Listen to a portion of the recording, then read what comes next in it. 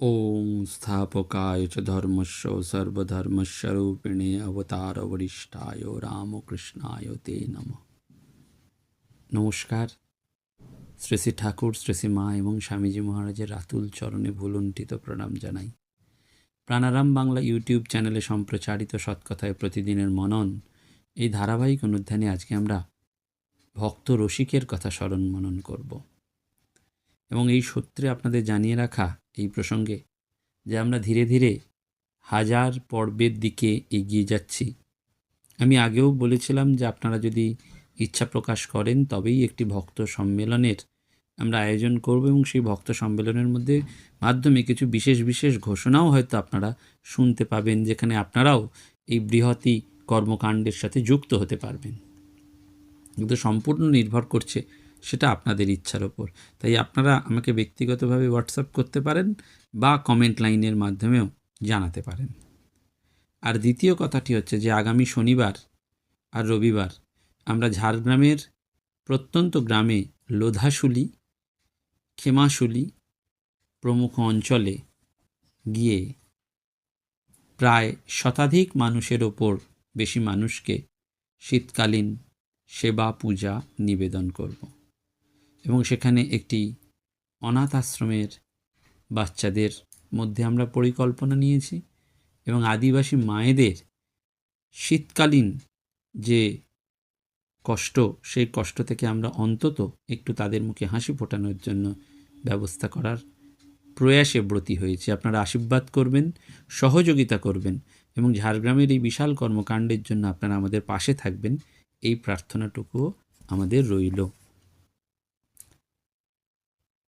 শ্রীমদ্ ভাগবতে খুব সুন্দর করে একটি কথা বলা হয়েছে যে হে প্রভু, যেসব ভক্তরা শ্রদ্ধার সঙ্গে সদা সর্বদা তোমার লীলা কথা শ্রবণ, কীর্তন এবং স্মরণ করেন, তারা তোমার পাদপদ্ম লাভ করে সংসার বন্ধন থেকে মুক্ত হয়ে যান। ভগবান মানুষ হয়ে মর্তলোকে নামেন এবং মানুষের মতনই তিনি ভাবেন, হাসেন, কাঁদেন, নাচেন, কিন্তু অন্তরে ঈশ্বরীয় প্রেমে থাকেন ভরপুর।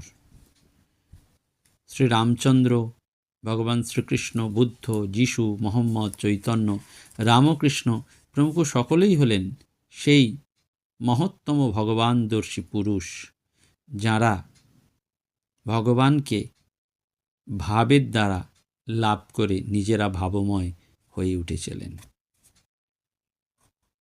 আমরা এই ভারতবর্ষের মাটিতে শরণাগত ভক্তের ভাবাদর্শকে চোখের সামনে প্রস্ফুটিত হতে দেখি। রাজা পরীক্ষিত, কুন্তী, উদ্ধব, অজামিল, ভক্ত প্রহ্লাদ প্রমুখ বহু ভক্ত ভগবান শ্রীকৃষ্ণের শরণাগত হয়ে ঈশ্বরের প্রেমে মশগুল হয়েছিলেন। শ্রীরামকৃষ্ণের অবতার লীলায় ভক্ত রসিকের আচরণ সেই শরণাগত ভক্তেরই একটি প্রকৃষ্ট উদাহরণ। আমরা প্রত্যেকেই সেই লীলা নাট্য জানি, কিন্তু তবু আমাদের বারবার মনে হয় যে এই লীলা স্মরণ আমাদের মনে একটা বল দেয়, যেখানে আমরা অন্তরের অন্তঃস্থল থেকে বুঝতে পারি যে ভগবানের চরণ যুগল ছাড়া আমাদের আর দ্বিতীয় কোনো আশ্রয় নেই।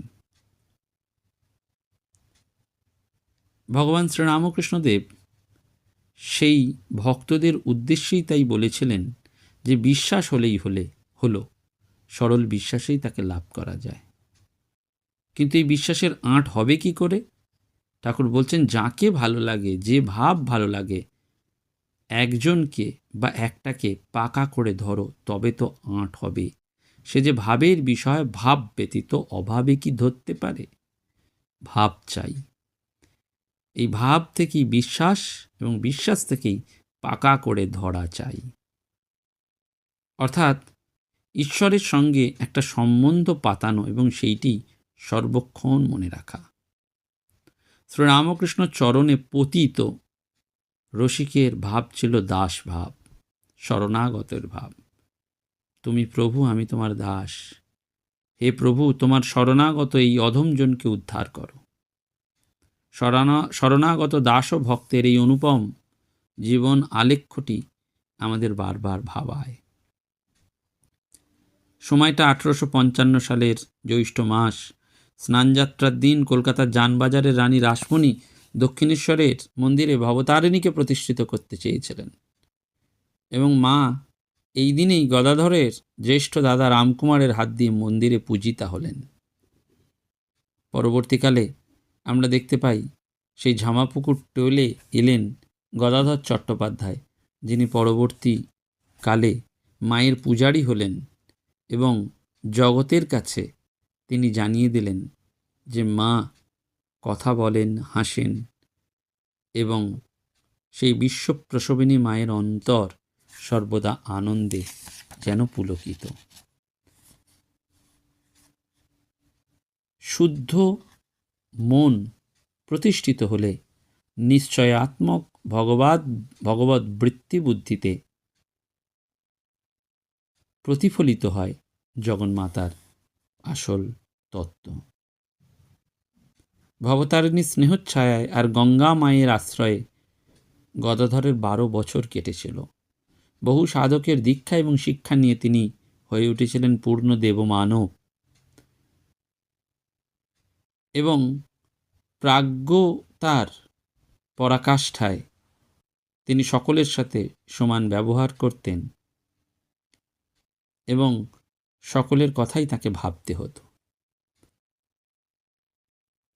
সেই জন্য দক্ষিণেশ্বরের কুটি বাড়ি থেকে তিনি ডেকেছিলেন, ওরে তোরা কে কোথায় আছিস আয়, তোদের ছাড়া যে আমি আর থাকতে পারছি না। সেই আহ্বানে সে যুগে যেমন নরেন্দ্রনাথ, রাখাল, শশী এরা এসেছিলেন, অপরদিকে মাস্টারমশাই সুরেন্দ্রনাথ, রামচন্দ্র দত্ত, যদু মল্লিক, পূর্ণচন্দ্র, বলরামবাবু এরাও এসেছিলেন। ত্যাগী, বৈরাগী, বাউল, সন্ন্যাসী, দরবেশী, পণ্ডিত, সাধক, ঈশ্বর অনুরাগী সবাই এলেন ঠাকুরের কাছে, কারণ তাঁর দ্বার ছিল সকলের জন্য অবারিত। আনন্দে তারা মাতোয়ারা হলেন আর অদ্ভুত সব রহস্য কথা বললেন অচিন গাছ বাউলের দল। বুঝতে পারলেন না যে ইনি সেই নরদেহে ভগবান। পরে বুঝেছিলেন, প্রথমে বুঝতে পারেননি। এইরকম বড় মানুষরা ঠাকুরের কৃপা পেয়েছিলেন, কিন্তু সেই কালীবাড়িতে দরিদ্র, অস্পৃশ্য, অবহেলিত একজন মানুষ ছিলেন। মেথর তার পেশা। সে রাত দিন পরিষ্কার করত নর্দমা, প্রস্রাবখানা, ঝাড়ু লাগাতো নাট মন্দিরে, সাফাই করত রাস্তাঘাট। একদিন নয়, বছরের পর বছর। এবং কর্মের সঙ্গে সঙ্গেই লোকচক্ষুর অন্তরালে রসিকের অন্তরে জন্মেছিল ঠাকুরের প্রতি প্রেম এবং ভক্তি। কিন্তু সেই নীরব প্রেম নিবেদনের ভাষা তার জানা ছিল না, তাই সে নিশ্চুপ থাকত। কারণ ছোট ভরচার জাতিতে ব্রাহ্মণ, বহু লোক তাকে মান্যিগণ্যি করে, খাতির করে, পায়ের ধুলো নেয়। মন্দিরের কর্তা মথুরবাবু তাকে বাবা বলে যত্ন করে এবং শ্রদ্ধাবান ব্যক্তিরা, স্বনামধন্য ব্যক্তিরা তার সাথে এসে কথাবার্তা বলেন, ফিরে যান আনন্দ মনে।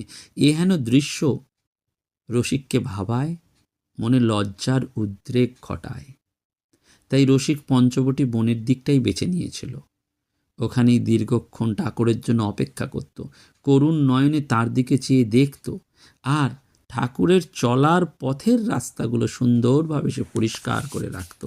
রাস্তার ধারের আগাছাগুলো কেটে পরিষ্কার করে দিত। এমনভাবে দীর্ঘদিন শ্রদ্ধা, প্রেম, নম্রতা মেশানো হৃদয় নিয়ে সে প্রভুর সেবা করে বাঁধনহারা হয়েছিল। একটি চিন্তাই তাকে বারবার কুড়ে কুড়ে খেত, যে প্রভুকে বলতে হবে আমার কি হবে প্রভু দয়াময়। এই ভাবতে ভাবতে তপ্ত অশ্রুতে ভরে যায় দক্ষিণেশ্বরের মন্দিরের ম্যাথর রসিকের চক্ষু যুগল। মন তার বিদ্রোহী হয়ে ওঠে যে ম্যাথর পল্লীতে জন্মানোর জন্যই কি এত পাপ করেছে সে, যে তার কাছে সে যেতে পারে না। কত পাপী তাপী যাচ্ছে ঠাকুরের কাছে, সবাইকে তিনি উদ্ধার করছেন, প্রেম ভক্তি বিলিয়ে দিচ্ছেন, কিন্তু তার কি দুর্ভাগ্য, চরণ ধুলাও নিতে পারেন না। দক্ষিণেশ্বরে বাস করেও দূর থেকে শুধু দেখেন, কাছে পর্যন্ত যেতে পারেন না। মনের ভেতরে ঝড় বয়েছিল রসিকের। শ্রীরামকৃষ্ণ চরণ সরোজে তার মন মজেছিল, তাই নিশিদিন প্রভুর পাদপদ্ম চিন্তায় বিভোর ছিল রসিক। শ্রীরামকৃষ্ণ লীলার অভিনব সংযোজন, প্রভুর পতিত পাবন নাম সার্থককরণের জন্য মায়ের ইচ্ছায় সংসারে অবতীর্ণ হয়েছে তার জীবাত্মা। সেই জন্য একদিন রসিক মনে মনে দৃঢ় সংকল্প করলেন যে ঠাকুরের পা দুখানি জড়িয়ে কৃপা প্রার্থনা করবেন। সংশয়ের মোড় তার ঘুরল। একদিন এলো সেই শুভ মুহূর্ত। ঠাকুরের ভ্রাতুষ্পুত্র রামলাল দাদা দাঁড়িয়ে আছেন দূরে। ঠাকুর গেছেন পঞ্চবটির দিকে শৌচে, ফিরবেন একটু পরেই। রসিক মনে মনে সেই দৃঢ় সংকল্প নিয়ে দাঁড়িয়ে রয়েছে, যাতে সে ভবসাগর পার হয়ে যেতে পারে। তাই একটা গাছের আড়ালে এসে দাঁড়িয়ে রইলেন। আকাশ পরিষ্কার, মেঘ নেই, দু চারটি পাখির গুঞ্জন। প্রকৃতির আপন খেয়ালের বসেই রসিকের মনে জন্ম নিয়েছে শুভ সংস্কার, প্রেম ও সুন্দরকে হৃদয় দিয়ে উপলব্ধি করার বাসনা। উন্মাদনায় তীব্র আবেগের বশে তাই রসিক মনে মনে ভাবছে, আজ ভাগ্যে যা থাক, আর সহ্য হয় না।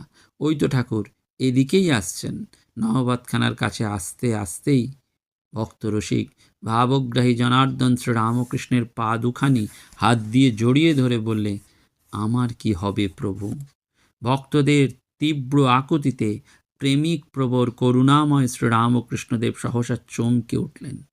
তার মনের সূক্ষ্মতম অনুভূতিতে আঘাত করল পরবেদনা, পরপ্রাপ্তিবোধ, পরমানন্দ পাওয়ার আকুলতা জীব হৃদয়ে টলমল করল। রসিকের চোখ থেকে অবিরল ধারা বয়ে যাচ্ছে। আজ আর তার অন্তর বাঁধ মানছে না। প্রাণের ভেতর থেকে এতদিন না পাওয়ার ব্যথা, বেদনা, অভিমান অশ্রুবিন্দু হয়ে বেরিয়ে যাচ্ছে শ্রীরামকৃষ্ণ চরণ কমলে। মনোমধুপ যেন চরণ পদ্ম ছেড়ে উঠতে চায় না। ঠাকুর সমাধিস্থ।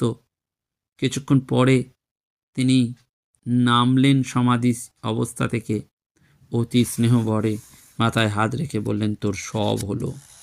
দিনহীন রসিক, তার অন্তরে যেন বেজে উঠল, রামকৃষ্ণ রামকৃষ্ণ, ওই নামের মালা জপরে মন, এই অসার সংসারের মাঝে সেই তো তোর অমূল্য রতন।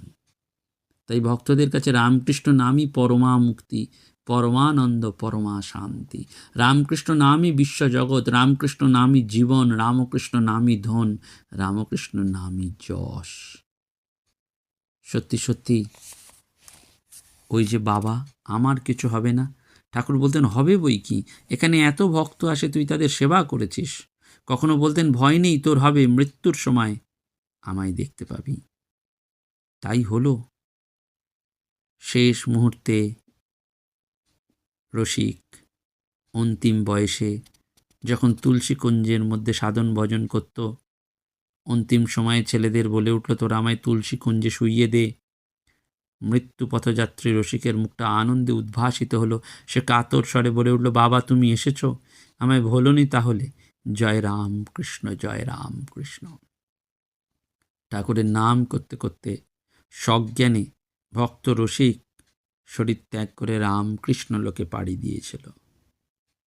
সাধে কি আর রামকৃষ্ণ পার্ষদরা বলেছিলেন যে কায় মনোবাক্যে ঠাকুরের আশ্রয় নিয়েছে, তাকে ভালোবেসেছে, তার মুক্তি অনিবার্য। সত্যি সত্যি এই রসিক ম্যাথরের জীবন যেন আমাদের কাছে সেইটি জানিয়ে দেয়, ঠাকুরের সেই কথা। মাইরি বলছে, যে আমার চিন্তা করবে সে আমার ঐশ্বর্য লাভ করবে, যেমন পিতার ঐশ্বর্য পুত্র লাভ করে। এবং বারবার বলছেন ঠাকুর, যাদের এখানকার অর্থাৎ ঠাকুরের ভাব, চাল চলন, কথাবার্তা খুব ভালো লাগবে, তাদের এই শেষ জন্ম, আর শেষ জন্মেই ঈশ্বর লাভ হয়। জন্ম মৃত্যু শোক দুঃখপূর্ণ সংসারে আর তাকে ফিরে আসতে হয় না। তাই রসিক ম্যাথরেরও ছিল এইটি যেন শেষ জন্ম। এবং ঠাকুরও কিন্তু রাতের অন্ধকারে রসকে ম্যাথরের বাড়ির নর্দমা পরিষ্কার করেছিলেন এবং মায়ের কাছে কেঁদে কেঁদে প্রার্থনা করেছিলেন, মা, আমি ব্রাহ্মণ, এই অভিমান বিনাশ করো। অর্থাৎ এই যে অভিমান আমাদের আটকে রাখে, ঠাকুর সেটিও আমাদের যেন জানিয়ে দিলেন, অহংকে নাশ করে আমিকে বিলুপ্তি করতে পারলে শুধু তুমিই বর্তমান থাকে, এবং সেই তুমিটা তখন নাহং নাহং তুহু তু হয়, এবং ওইটি বারবার মনে হয় আসে যে অসার ও সংসার মাঝে সেই যে তোর অমূল্য রতন। ঠাকুরই আমাদের সেই পরশমণি, ঠাকুরই আমাদের কাছে সেই নিখাদ আশ্রয়, যেখানে শুধুই উৎসারিত ভালোবাসা, প্রেম, করুণা। নমস্কার, ধন্যবাদ। প্রাণারাম প্রাণারাম প্রাণারাম প্রাণারাম প্রাণারাম প্রাণারাম। কি যেন লুকানো নামে তাই মিষ্ট এত তব নাম প্রাণারাম প্রাণারাম।